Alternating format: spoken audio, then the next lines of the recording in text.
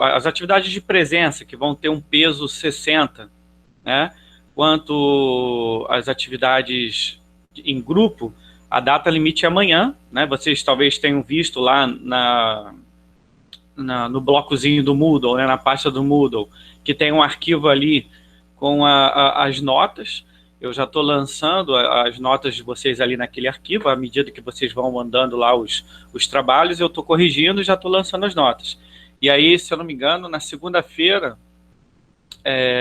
eu já vou estar disponibilizando a, o arquivo de Excel com a nota de todo mundo, a média de todo mundo, tá? E aí, quem não alcançar a média de 60%, né, vai ficar de recuperação. E aí a recuperação, ela é basicamente entregar os trabalhos que a pessoa não... Porque, pelo que eu tenho visto lá, pelo menos, né, não, ninguém vai perder por deficiência técnica, né? A não ser que me entregue um trabalho em grupo muito ruim, mas eu acho pouco provável, tá? Pelo menos na medida que eu tenho corrigido lá os trabalhos escritos de vocês, as notas têm sido razoavelmente boas, não, razoavelmente boas, não, têm sido boas, né? E então, o que que acontece? Se o pessoal entregar os trabalhos direitinho, tá? Vai tá tranquilo, tá? O Frederico está perguntando aqui, a nota vai ser para os 3 trimestres? Sim, tá? A média que vocês alcançarem nesse ciclo, tá? É a média anual de vocês. Eu vou lá lançar no que acadêmico, eu lanço repetindo a nota nos 3 trimestres, tá? Então, a resposta é sim. O Gustavo está aqui dizendo que mandou uma pergunta. Qual foi a pergunta, o Gustavo? Pode fazer agora aqui no chat ou falar, né? Porque às vezes até a sua dúvida é a dúvida de todo mundo. Eu, inclusive, tenho respondido algumas dúvidas repetidas, né, galera? Grupos diferentes têm feito as mesmas perguntas, né? Então você coloca aí no chat que eu respondo daqui a pouquinho. Então, galera, fica aí o aviso, tá? Esse aviso é muito importante. Data limite da entrega dos trabalhos, tanto os individuais quanto o trabalho em grupo, é amanhã, tá? Até meia-noite, tá? Porque aí o que acontece? Eu vou passar o final de semana aí corrigindo o restante dos trabalhos. Aí a pergunta aqui do Gustavo é a seguinte. Ele está perguntando se eu queria algum formato ou que usássemos um aplicativo em particular, né? Seja um formato do vídeo, do áudio ou um aplicativo em particular. O Gustavo, não tem nenhum formato. O único limite que eu coloquei lá foi o de tempo mesmo, tá? Entre 5, 10 minutos, tá? Pensando eu pensei mais pelo volume mesmo de vídeos que vão chegar para mim para eu ter que corrigir, entendeu? Então, se ficasse muito grande também, eu não teria um tempo hábil para conseguir corrigir o trabalho de todo mundo. Mas um videozinho, e outra coisa também, tendo em vista que eu percebi como demora produzir vídeo, como de uma forma geral, para o negócio ficar direitinho, né, a gente tem um tempo de produção muito maior, né, um tempo de produção muito maior do que o vídeo propriamente dito, né? Então um videozinho de 5 minutos, 10 minutinhos, eu acho que tá dentro, né? O Frederico está perguntando assim, Zé, todos os integrantes do grupo precisam falar no vídeo? Olha, o Frederico, não precisam ser todos os integrantes do grupo, a não ser os grupos que eu abri alguma exceção, né? Você teve alguns grupos que tiveram menos membros, outros que tiveram um membro a mais, né? Então, esses grupos eu gostaria que a galera falasse todo mundo. Agora, o grupo normal de 5 pessoas, não precisa ser todo mundo, não. Agora, aquela questão, precisa se dividir o trabalho, a tarefa, né? Nem que seja a produção do vídeo, a edição, ou até mesmo escolher o roteiro, porque a lógica de você produzir um vídeo é esse, você vai fazer um planejamento, vai escrever um roteirozinho para o vídeo, né, para não sair o negócio de qualquer jeito.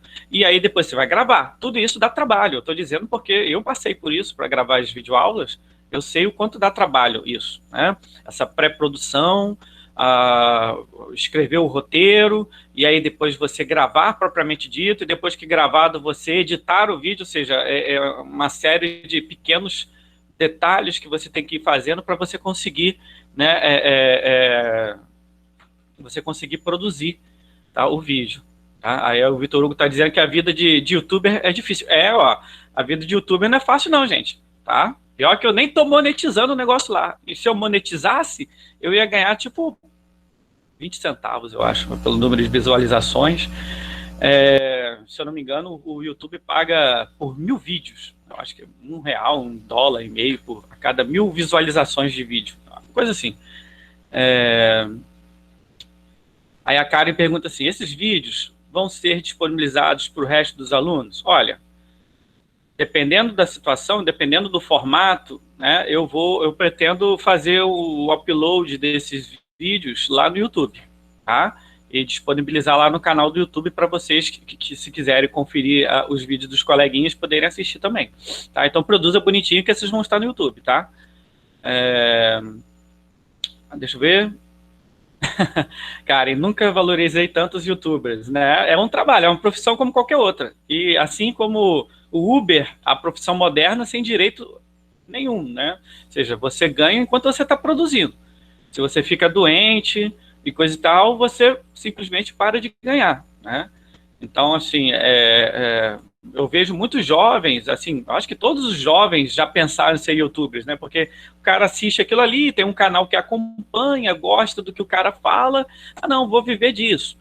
Também não é fácil, tá? Não é fácil mesmo. A gente está vivendo uma realidade de um contexto de período, né, da nossa economia, em que vocês vão se adaptar ou não, né? Aí depende da capacidade de organização da classe trabalhadora do século XXI, né? Mas é bem provável que vocês tenham muito menos direitos trabalhistas do que os pais de vocês ou eu, né? Por quê? Porque o que a gente tem visto é isso. Enquanto você está trabalhando, você ganha dinheiro. Se você não trabalhar, aí você se vira. A Frederico pergunta aqui, agora dá para entender o que o Felipe Neto passa, né?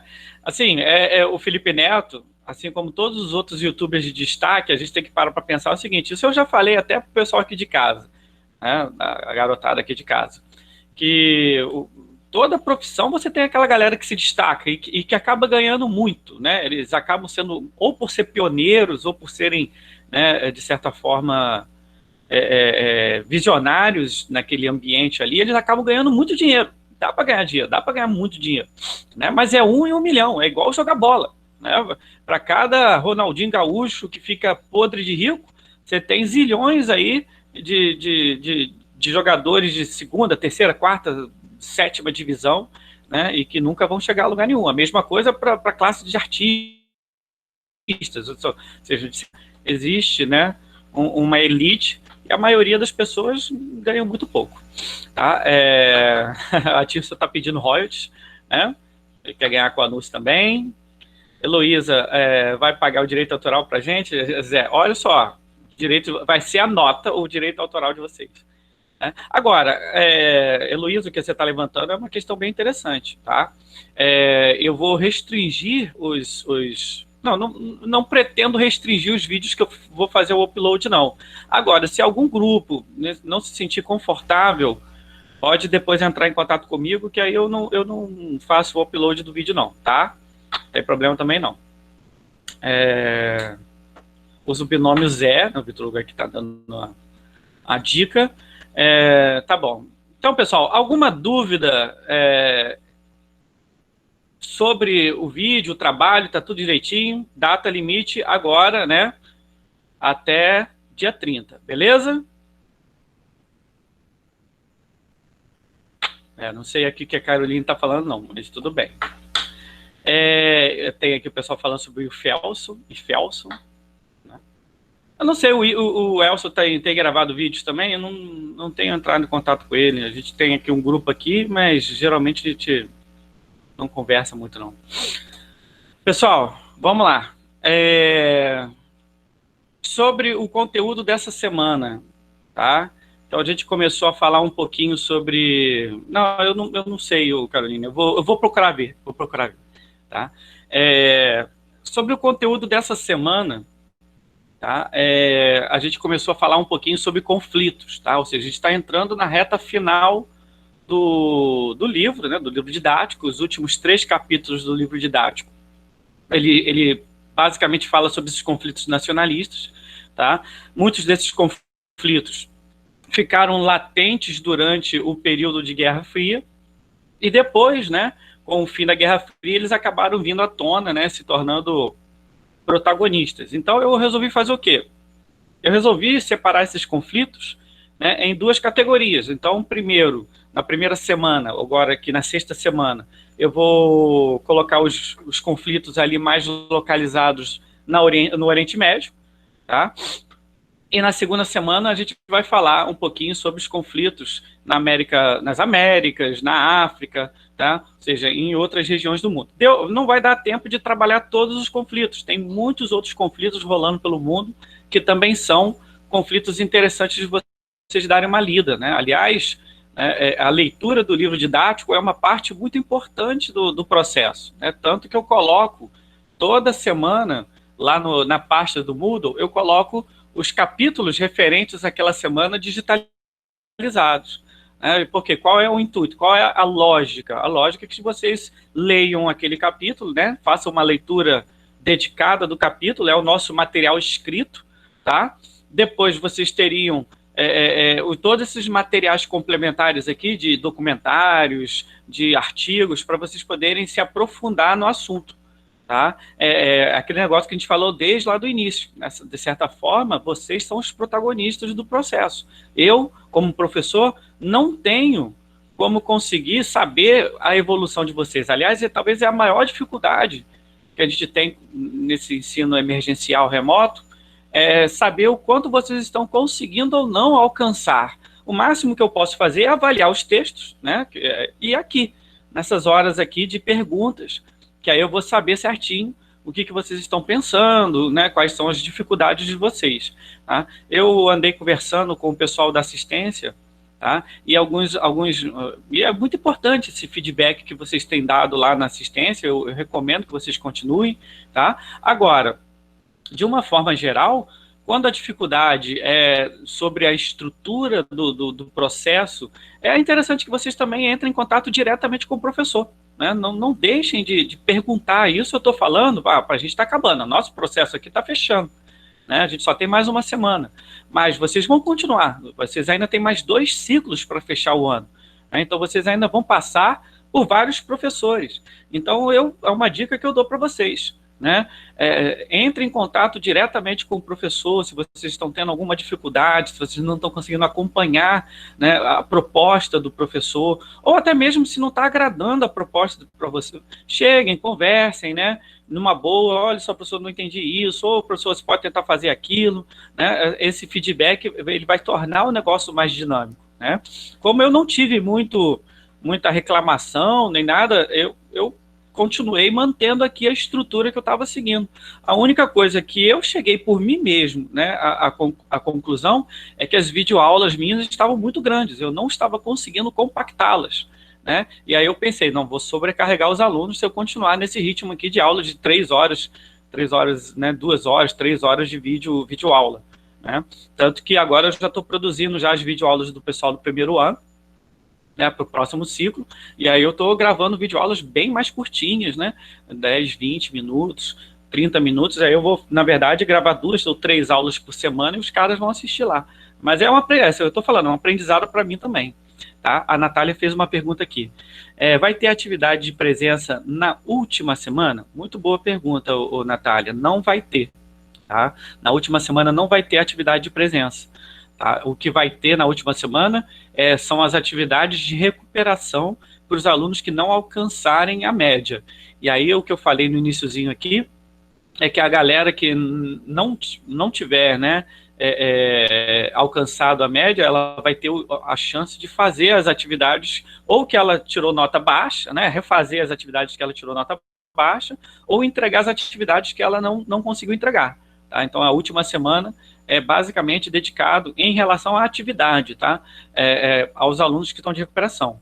Agora, vai ter conteúdo, eu já separei, já inclusive já lancei na pasta do Moodle todo o material da próxima semana, já tá, só não está disponível para vocês, que eu libero só, Lespa, né? Eu só libero aqui na pasta na segunda-feira às 8 horas. Tá? Mas já está tudo pronto aqui já, e são vários videozinhos legais, tem uns textos bacanas para vocês darem uma lida, e além, é claro, da leitura obrigatória do material didático.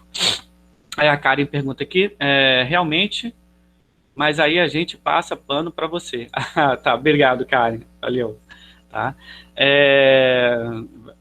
Frederico, vai liberar a segunda-feira às 8 horas? Segunda-feira às 8 horas é liberado sempre o Lespa, né? As notas, no caso, essa segunda-feira, vão ser liberadas as notas e liberado também o conteúdo da última semana para vocês acompanharem, beleza? Tá? Peraí, tem gente aqui pedindo para entrar. Lespa. Monstrinhos, perguntas sobre o conteúdo dessa semana. Essa semana a gente focou muito no conflito árabe-israelense. Tá? É importante vocês entenderem o seguinte: qualquer pendenga que role no Oriente Médio, qualquer pendenga, é de grande interesse no mundo inteiro. Né? Para quem acompanhou o material lá, se eu não me engano, da quarta semana, da quarta semana sobre fontes de energia, quem assistiu às aulas lá, né, as videoaulas, percebeu, por exemplo, que nos anos 70, uma crise envolvendo a região ali do Oriente Médio mudou a história do mundo. Né? Ou seja, a crise do petróleo, que começou ali no Oriente Médio, entre países produtores de petróleo, né? Ele acabou se alastrando para as economias do mundo todo. Tá? A crise do petróleo foi assim um indicador da importância, do grau de importância daquela região para a geopolítica mundial. Tá? Ou seja, até o próprio neoliberalismo ele nasce, tá, ali naquele evento. Tá? Então, tendo em vista a importância daquela região, tá? Tendo em vista a importância daquela região, a gente pode perceber por que tantas potências globais, tá? Elas têm interesse naquela região.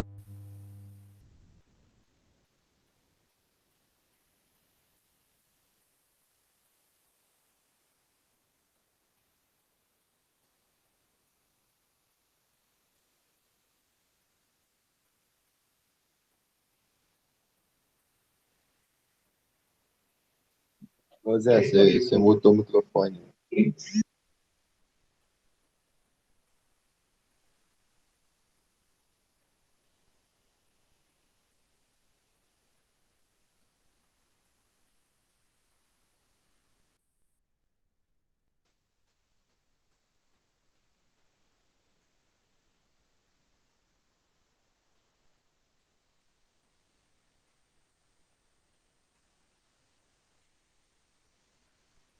Não, não tá dando pra ouvir, não.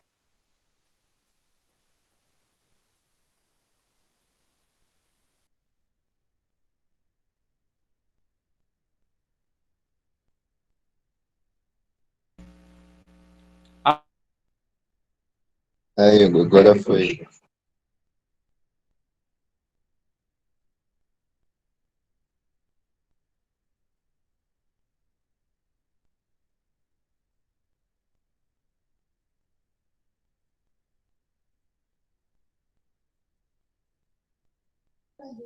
O que está acontecendo?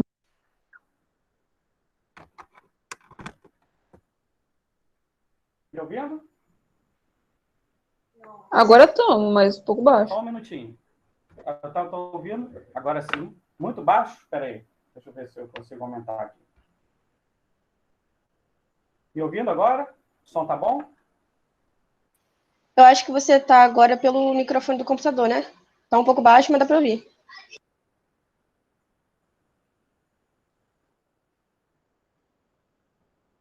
Muito baixo ainda? Tá bom. Espera aí. Tá bom, assim. Só aumentar Agora o dá pra som. te ouvir, Zé. Tá dando para ouvir agora, Luiz? Tá sim. É porque, às vezes, é a conexão aqui mesmo, tá?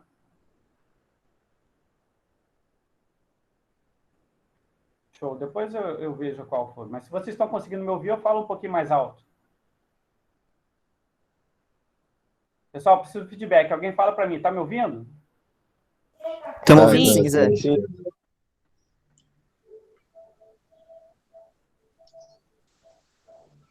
Estão tentando te derrubar, né? Que absurdo. Alô, alô. Eu vou pegar outro. Eu vou pegar outro fone. Agora tá de boa pra ouvir.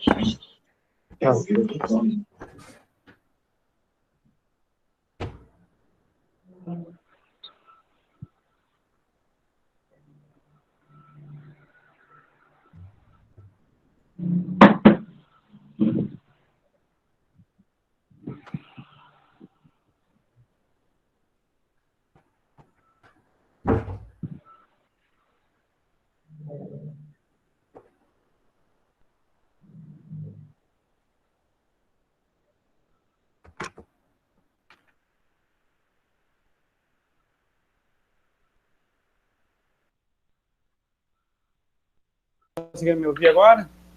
Estão conseguindo me ouvir? Sim, sim. Sim. Tá show agora? Show. Aí.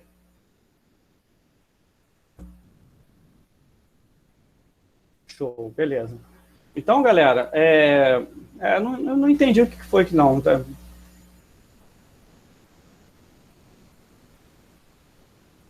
Beleza, estão me ouvindo agora?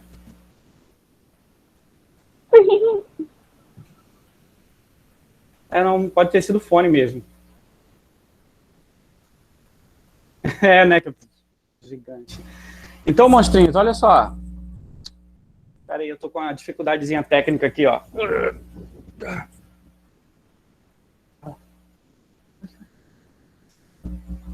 Será que foi ela que derrubou aqui? Foi você, foi? Não, né? Beleza. Então, olha só, galera.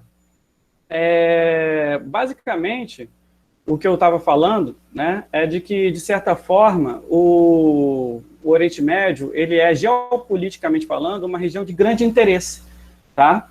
Porque, de certa forma, existem só dois tipos de países. Os que fornecem petróleo, os grandes produtores, e os que consomem petróleo. Então, os países que consomem petróleo, eles têm que importar esse petróleo. E a importação do petróleo, ele afeta diretamente a balança comercial de todos os países. Tá? Então, garantir que a produção de petróleo ele permaneça no nível satisfatório, tá? E garantir o fluxo de petróleo, principalmente o preço do petróleo, é uma questão, economicamente falando, fundamental para todos os países do mundo. Tá? Então, daí a gente começa a perceber a atenção, a importância que as grandes potências dão a essa região, ao Oriente Médio. Tá? No caso do Oriente Médio, especificamente falando, a gente ainda tem ali uma questão muito, muito confusa, né, de inúmeros grupos étnicos, de religiões diferentes, né, que disputam recursos, disputam territórios, e aí a gente está falando de povos muito antigos, tá? E que não conseguem, apesar da sua origem comum, né, coexistirem pacificamente naquela região. Tá? Então, a primeira coisa que eu queria perguntar para vocês é se vocês conseguiram ver direitinho, tá, os vídeos, se vocês conseguiram entender, se alguém tem alguma dúvida, especificamente sobre a questão árabe-israelense.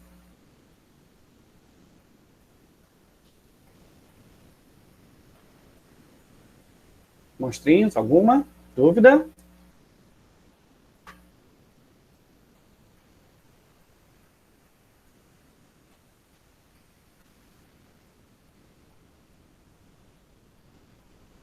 Sem dúvida.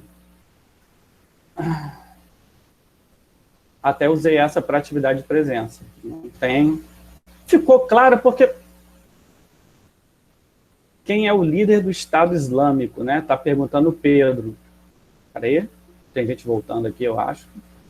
Olha só, o Estado Islâmico na verdade, o Estado Islâmico ele está desarticulado agora, né? Ou seja, você teve uma caça aos principais líderes ali, tá? Do Estado Islâmico, e agora, tá? O que você tem ali são grupos que se separaram, na verdade, células, né? E muitas dessas células nem estão conversando, tá? Não entendi, peraí, tem alguém perguntando aqui, Frederico, não entendi muito bem o que colocar na atividade de presença dessa semana, tá? Então, voltando, já vou responder isso já, tá, o Frederico? No caso do Estado Islâmico, ele, então, agora ele está muito desarticulado. A gente não consegue mais perceber o Estado Islâmico como um grupo hierárquico, organizado, direitinho. Tá? O que a gente tem ali no Oriente Médio são células do Estado Islâmico com líderes locais, tá? Ainda fazendo ataques esporádicos, ainda dominando alguns territórios ali daquela região. Aliás, isso é muito importante, né? Todo ali o Oriente Médio, ele tem ainda muito, principalmente no interior dos países do Oriente Médio, você ainda tem muito um poder local, né? Poder de clãs, de famílias, né? De líderes tribais, né? Que trabalham no domínio local. Inclusive, esses líderes locais, muitos deles foram importantíssimos na luta contra o Estado Islâmico. Tá?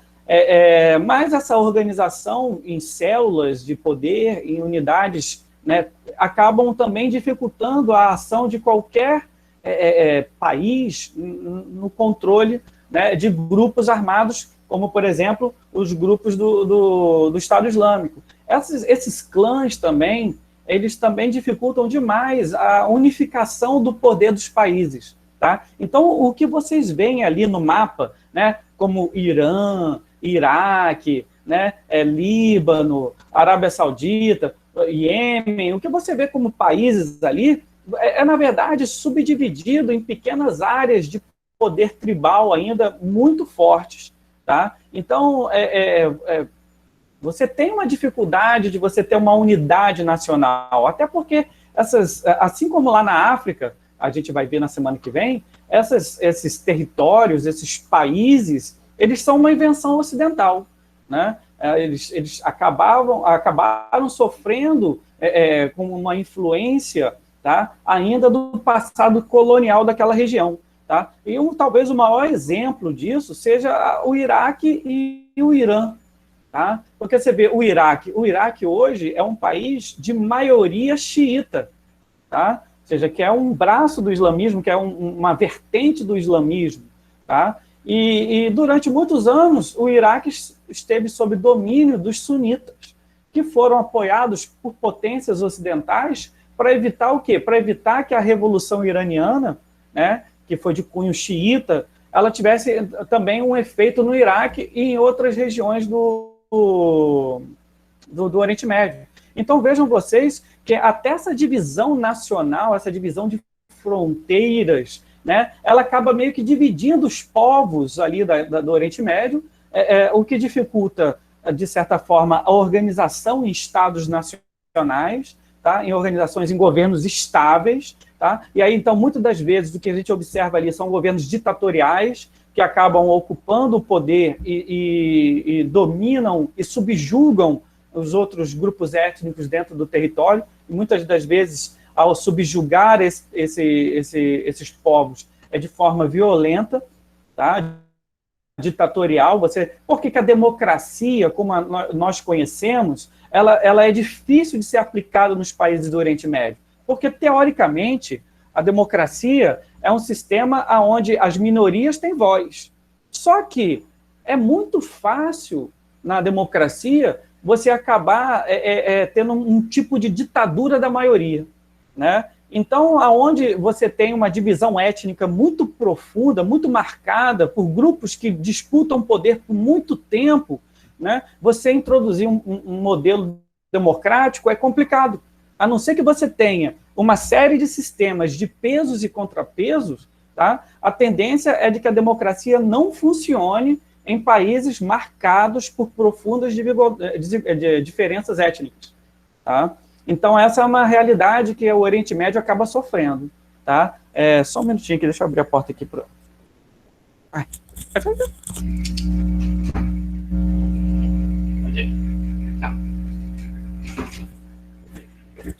Aí a pergunta aqui está falando assim, a Karen, eu queria que você falasse um pouquinho sobre a relação dos Estados Unidos com o Estado de Israel. Pô, Karen, essa pergunta é excelente, tá? O Gustavo aqui colocou o nome aqui, creio eu, que o nome que ele colocou aqui é um dos líderes, né, do Estado Islâmico. Aí vocês leiam aí no chat que eu não vou falar esse nome não, tá?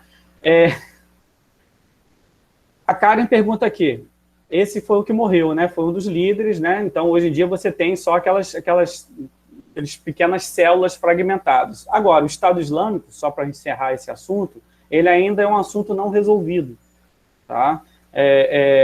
Até porque, de tempos em tempos, a ideia da formação de um grande califado, né, da unificação dos povos islâmicos, essa ideia, né, do pan-islamismo, ela volta com força, tá?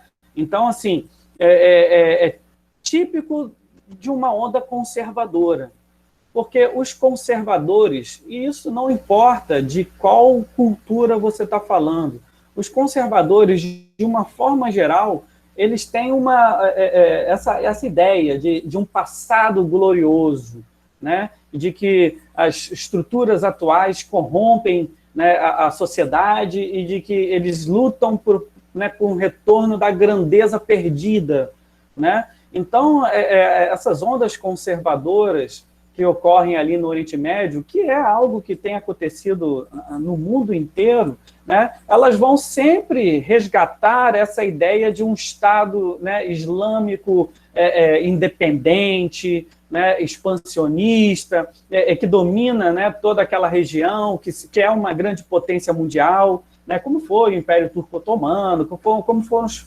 impérios, né, antes da colonização daquela região. Tá? Então, assim, o Estado Islâmico hoje ele é um problema quase que resolvido. Tá? Mas a ideologia que deu origem ao Estado Islâmico, tá? Essa não morreu e ela tende a voltar, né, dentro de ciclos. Tá? Aí a pergunta da Karen é o seguinte, ela queria que a relação entre os Estados Unidos e o Estado de Israel.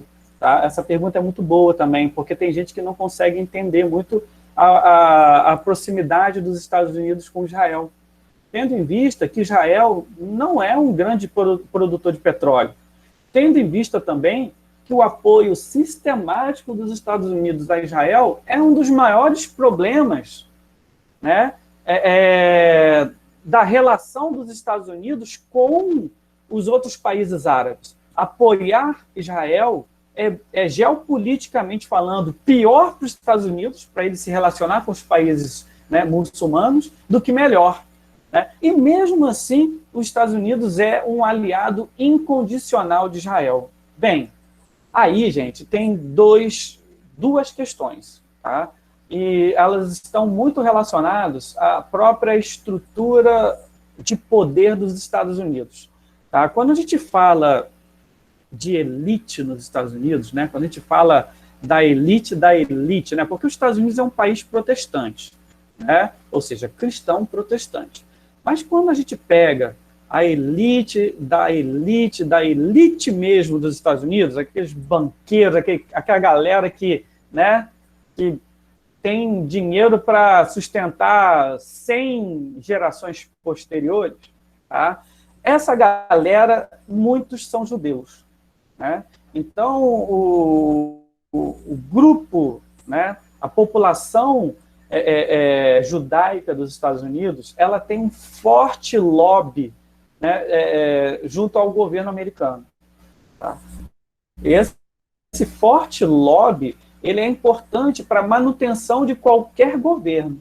Então, qualquer presidente que assume o poder, ele tem que olhar com carinho para essa comunidade, a comunidade judaica, tá, dos Estados Unidos. Isso é parte da questão.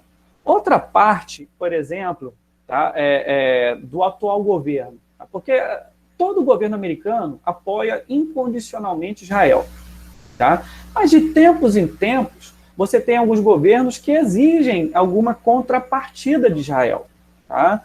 Como, por exemplo, o avanço nos tratamentos de paz com os palestinos. Tá? Porque os Estados Unidos sabem, estrategicamente falando, a guerra lá atrapalha ele também. Tá? Agora, o atual governo dos Estados Unidos, o Trump, ele é fechado 100% com Israel, tá? Em detrimento a qualquer relação com países islâmicos. Tá? Aí isso se explica até mesmo pela questão de ser um governo que a gente poderia colocar ali de direita, bem de direita mesmo. Né? Hoje, Israel também é governado por um governo conservador de direita. Né? Então, você tem ali uma afinidade ideológica e política muito grande entre os dois governos. Tá? Conservador, de direita, né? Essa afinidade também é um fator que explica. Outro fator que explica muito a ação do governo pró-Israel é a questão dos evangélicos, né? O apoio também dos evangélicos ao atual governo dos Estados Unidos. Tá? Por quê? Porque os evangélicos, apesar de serem cristãos, né, está dentro da crença deles, está dentro da crença cristã, né, de que o Estado de Israel tem que se consolidar como Estado para que Jesus volte. Né? Eles acharam lá em algum lugar na Bíblia, aí, quem for mais religioso aí depois pode me falar, tá, que Jesus, para voltar, o Estado de Israel tem que estar consolidado, formado, né, porque, de certa forma, ele voltaria primeiro, né, como uma mensagem para os judeus. Né? Sempre lembrando que o Jesus era judeu, né? Pregou para judeus. Tá? A Igreja Católica e o cristianismo surgiram como uma dissidência do judaísmo, né? Surgiu como um grupo. E aí depois acabou se espalhando por outras regiões e acabou, né, se tornando uma religião própria. Tá? Mas os judeus em si, eles não veem Jesus como Messias, eles não veem Jesus como o enviado de Deus. Tá? Aliás, historicamente falando, esse é um dos motivos, né, da perseguição que os judeus sempre sofreram. Tá? Essa perseguição ela começa lá na formação, né, da religião cristã como religião dominante do Império Romano. Tá? Quando, né, Constantino ele pediu, tá, formem uma religião para mim, formem uma religião para ser a religião de Roma. Né? Então, quando a Igreja Católica e o cristianismo ele surge, tá, várias decisões foram tomadas. Uma delas é, inclusive, sobre a interpretação da morte de Jesus. Né? Se você para pensar direitinho, tá? Jesus morreu crucificado, que era uma penalidade romana.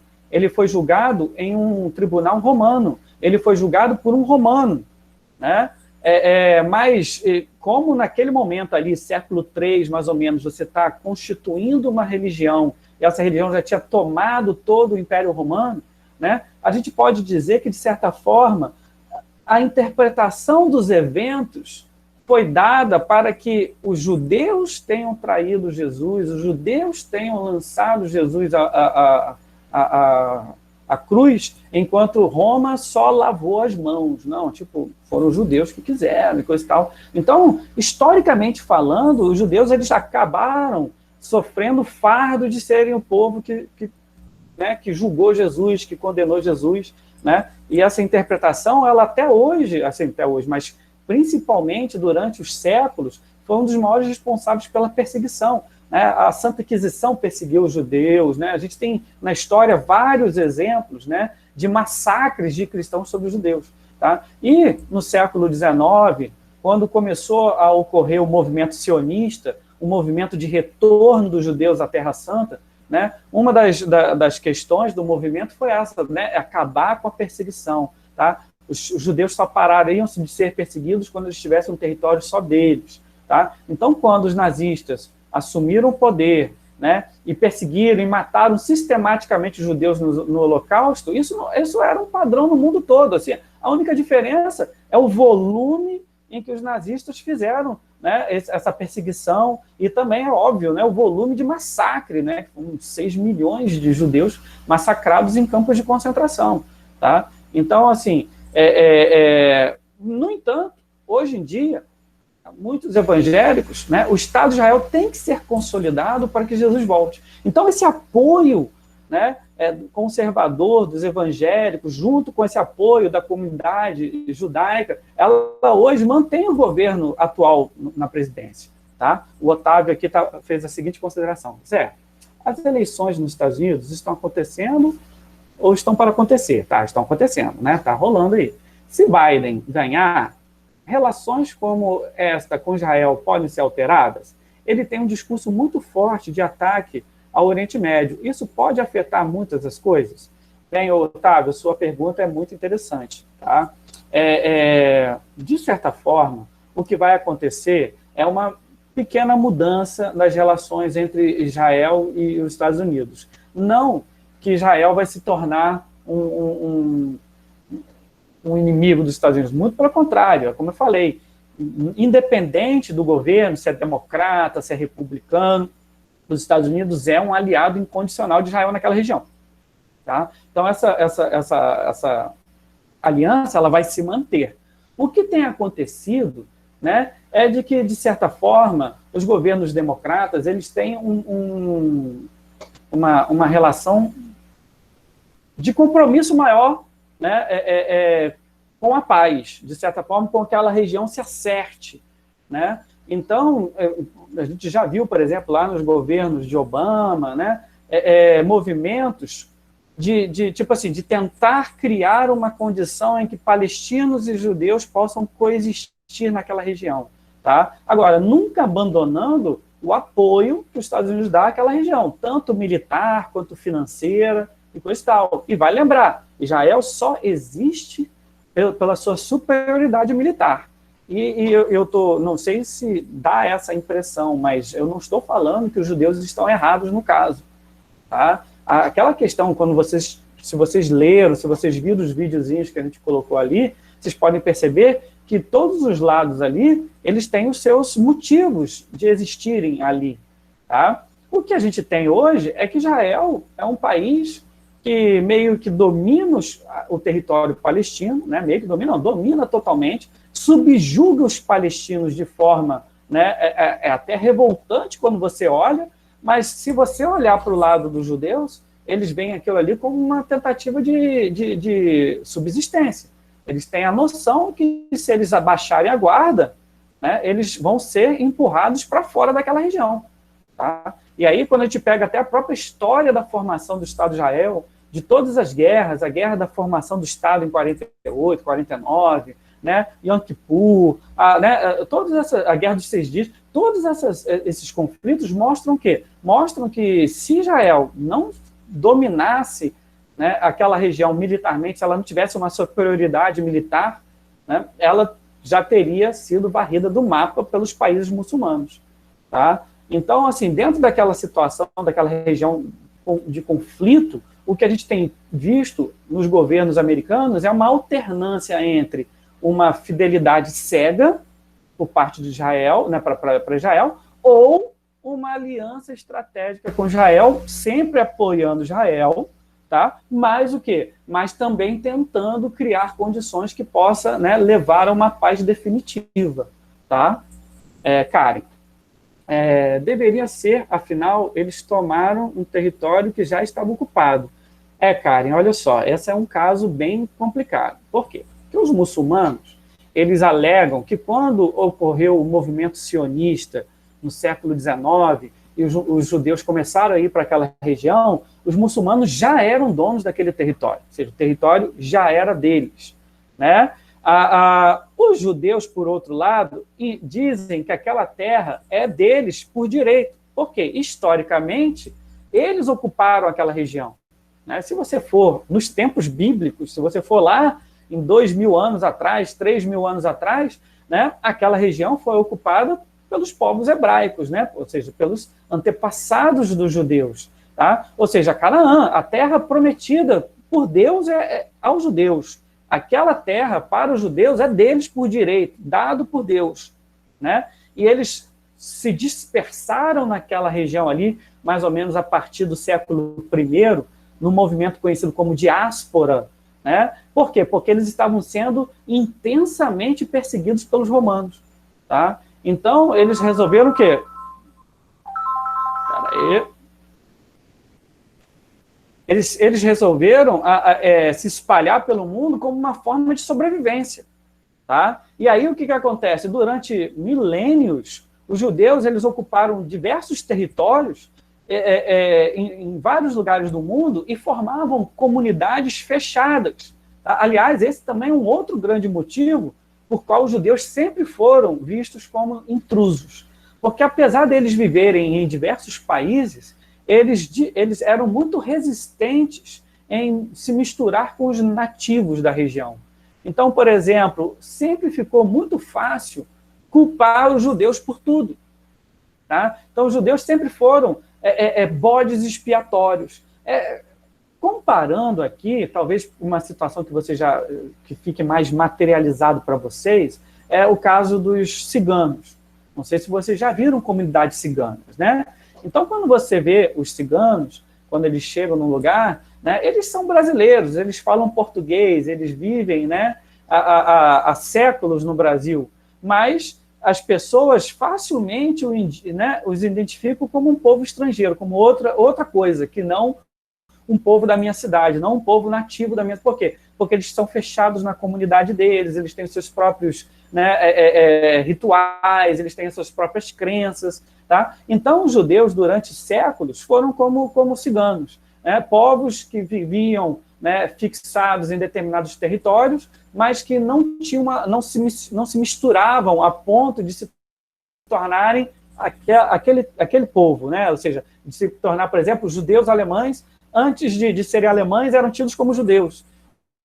Então, toda vez que acontecia alguma coisa, isso ao longo dos séculos, tá? Aconteceu uma quebra de safra.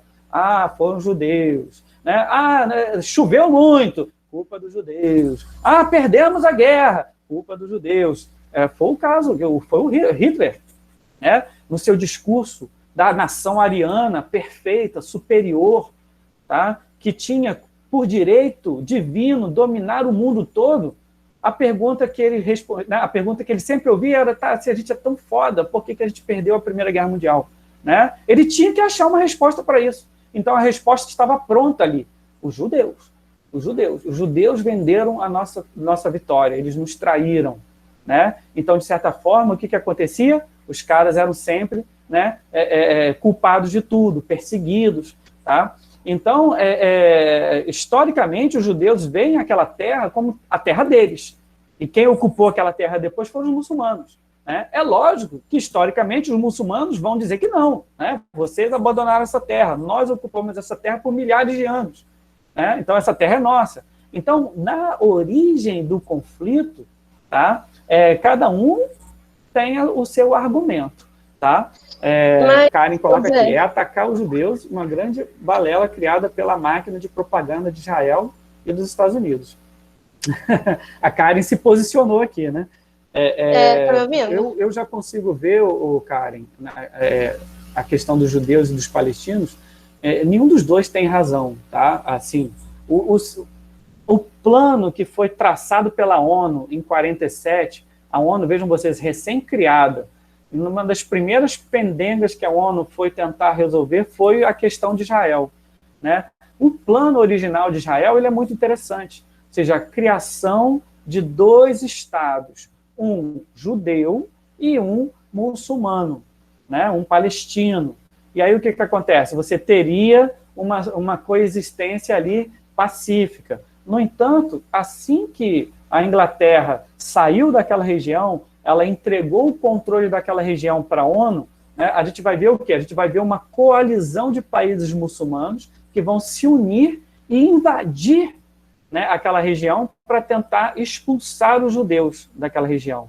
Né? E aí, então, graças ao apoio militar, né, do Ocidente, principalmente dos Estados Unidos, né, e de muito conflito, muita guerra também, pela própria existência, né, os judeus conseguiram revidar e depois, inclusive, né, contra-atacar a coalizão, acabando o quê? Tomando o território dos palestinos. Então, em 48, você vai ter a formação do Estado de Israel, mas nunca teve a formação do Estado palestino. Tá? Outra pendenga muito brava ali é Jerusalém, porque no plano original da ONU, Jerusalém seria uma área de comum acordo entre os dois territórios, o palestino e o judaico, né, o israelense, e você teria o quê? Você teria, né, uma administração internacional. Tá? Por que isso? Porque ambos os povos, tanto os palestinos, muçulmanos, né, quanto os judeus, né, de Israel, eles viam Israel como sede do seu país, do seu território. Tá? Essa, aliás, é um ponto, para quem vai fazer vestibular, gente, esse ano, esse é um ponto que pode ser cobrado no vestibular. Tá? Por que criou tanta, né, comoção internacional quando Trump, né, ele anunciou que ele iria transferir a sua embaixada de Tel Aviv, né, que é a atual capital administrativa de Israel, para Jerusalém? É porque, simbolicamente, o Trump estava, né, reconhecendo Jerusalém como capital de Israel. Né? O Brasil o governo chegou até a anunciar que faria também isso, né? Mas não fez ainda, não materializou esse movimento. Ou seja, ele não materializou a fechar a embaixada em Tel Aviv e abrir a embaixada em Jerusalém. Mas por que, então, isso criou uma quizumba mundial? Né? Porque os palestinos viram isso como um reconhecimento, tanto dos Estados Unidos quanto do Brasil, de que Israel seria a capital, de que Jerusalém seria a capital de Israel, não uma cidade internacional, quebrando mais um tratado lá da ONU. Né? Então, assim, toda vez que você tem um movimento como esse, você cria toda uma instabilidade naquela região ali. Tá? E essa instabilidade pode levar a uma crise profunda, porque se outros países comprarem a briga ali, a gente vai ter aquela questão, né, do petróleo, que pode acabar não chegando, né? Aí logo o preço do barril sobe, porque aí você tem especulação de que vai rolar alguma guerra, algum conflito. Tá? Então, geopoliticamente falando, o conflito entre os judeus e os palestinos é um conflito de interesse, tá? Porque ele pode acabar criando toda uma instabilidade naquela região. Tá, mas tem só isso ali? Não, tem vários outros conflitos. Tá? Então, para fechar aqui, porque a gente já está, né, fechando, já passou a nossa hora, tá? Eu recomendo a vocês que leiam com carinho e estudem tanto a questão árabe-israelense, porque pode ser cobrada devido a todas essas né, tretas novas que têm acontecido, mas eu também recomendo que vocês estudem a Revolução Iraniana, tá? A questão do Estado teocrático do Irã, que vocês também estudem um pouquinho a história e a situação do Iraque, desde lá da ditadura de Saddam Hussein, passando pelas guerras do Golfo, até a ascensão do Estado Islâmico e o atual governo pró-Estados Unidos, tá? Também é muito importante. Outra questão muito importante ali naquela região é sobre os curdos, tá? A luta dos curdos pela formação do Kurdistão, tá? Naquela região também é muito, muito complicado também, essa questão, porque envolve a Turquia, envolve a Síria, envolve o Iraque, envolve o Irã, tá? É um conflito que eu acho que se aquele conflito ali, se a disputa por um Kurdistão, ele se tornar algo mais intenso, você poderia ter um conflito em grande escala naquela região, tá? A Síria, obviamente, tá? É outro assunto muito complexo, não dá para falar em uma única aula, então a leitura é muito importante, tá? E dependendo da nossa situação, semana que vem, a gente volta a falar um pouquinho sobre a Síria, tá? Para a gente poder entender um pouquinho essa questão. Só para fechar aqui, a Karen colocou assim, ó, também acho que os judeus não deveriam ter se deslocado para a Palestina, até pela questão religiosa que você falou. No entanto, eles não apenas voltaram para a Terra Sagrada, eles transformaram milhões de palestinos em refugiados, tomaram suas terras, criaram um estado de posição imperialista e mantém os que moram ali em uma ocupação militar. Karen, não, é verdade, o que você está falando é verdade. Hoje, Israel é muito condenada pela sua ação contra os palestinos. Tá? Mas é muito fácil a gente se posicionar nesse conflito do lado dos mais fracos. Tá? Mas os palestinos são os mais fracos hoje. Né? Vale lembrar que em 47, quando, né, o Estado de Israel se formou ali, né, a gente teve uma coalizão de vários países muçulmanos, né, que tentaram invadir todo aquele território e extinguir os judeus. Então a gente tem que também conseguir se colocar um pouquinho no lugar dos judeus. Imagina você viver num país onde você é obrigado a servir o exército pelo menos por 3 anos, né? Todo mundo, homens e mulheres, todos os homens e todas as mulheres têm uma farda, né, e uma arma em casa, porque se houver uma guerra de grande escala, todos têm que pegar em armas. Não é tipo assim, meu exército vai lá. Não, todo mundo, porque é ciente que se os palestinos, os muçulmanos entrarem ali, né, os judeus vão ser obrigados a voltar para a Europa a nado, né? Então, tipo assim, a gente está falando de um território em que os judeus, eles se julgam realmente merecedores de estarem ali, tá? Eles, até pela perseguição que eles sofreram, eles não têm lugar no mundo, né? Ou seja, a história mostra isso. Eles não têm lugar no mundo, foram perseguidos em todos os lugares do mundo, né? Então, eles encontraram ali uma chance de ter o seu território. E mesmo assim, eles foram, né, empurrados para fora. Então, assim, a gente não pode generalizar os judeus como todo, até porque dentro do Estado de Israel você tem os conservadores, muito, né, e também os religiosos, né, os ortodoxos, que veem, né, com bons olhos a dominação imperialista de Israel sobre os palestinos, que acham que, na verdade, deveria tomar o território todo, tá? Mas você também tem vários grupos em Israel, né, muitos judeus, que defendem a paz, que defendem uma organização mais equilibrada com os palestinos, que defendem, né, a redução desse Estado militar sobre os palestinos. Então, assim, é um povo, e como um povo você tem grupos, tanto pacifistas quanto grupos mais, né, a guerra, tá? Então a gente tem que tomar muito cuidado na hora de a gente julgar aí essa situação. Mas eu concordo em parte que hoje o Estado de Israel, ele reproduz muitas das ações que historicamente os judeus sofreram, né? Perseguição, domínio militar, um domínio, até mesmo tem gente que compara a Palestina, a Cisjordânia hoje, como um grande campo de concentração, onde os palestinos estão, né, cercados por um muro, dominados por exércitos, né, minguando, né, ao bel prazer dos judeus. Então, assim, é uma situação muito complexa para a gente poder, né, conseguir colocar quem é o culpado, quem é né, quem não é, tá? Os que vivem na faixa de Gaza vivem literalmente em uma prisão, totalmente controlado pelo Estado de Israel, né? Não, isso aí é fato, isso aí que a Karen está colocando é fato. Hoje, o Estado de Israel domina militarmente a Palestina, ocupa o território da Palestina, né? Tanto a faixa de Gaza, que é todo controlado pelos palestinos, mas é um território pequenininho e totalmente cercado pelo exército, né, israelense, e a Cisjordânia, você tem o quê? Você tem cada vez mais construções de assentamentos judaicos, ou seja, claramente ocupando o território que deveria ser dos palestinos. Sem falar dos outros territórios que os judeus já ocuparam, né, nas guerras anteriores, né, como as colinas de Golã e coisa e tal. Então, assim, a ação atual de Israel é totalmente condenável, mas a gente não pode confundir um governo com o povo, né?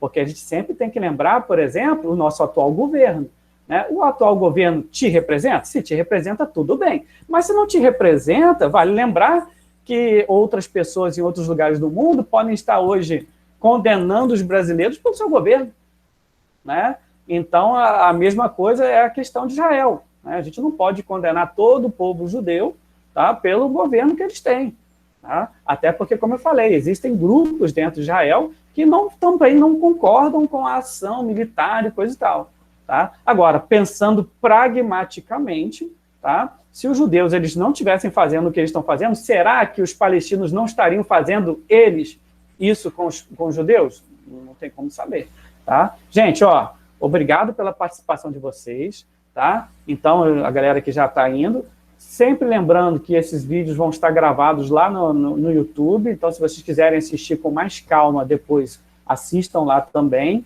tá? Façam as atividades, entreguem, a data limite é amanhã, tá? E a gente continua, então, para a nossa última atividade semana que vem. Beleza, gente? Valeu. Aí o Frederico está perguntando se você vai postar esse vídeo hoje. Creio eu que sim. Eu geralmente gravo aqui, baixo no meu computador e faço depois um upload lá para o YouTube. Tá? Então, sempre tem as atividades síncronas lá no YouTube. Beleza? Show, gente. Até.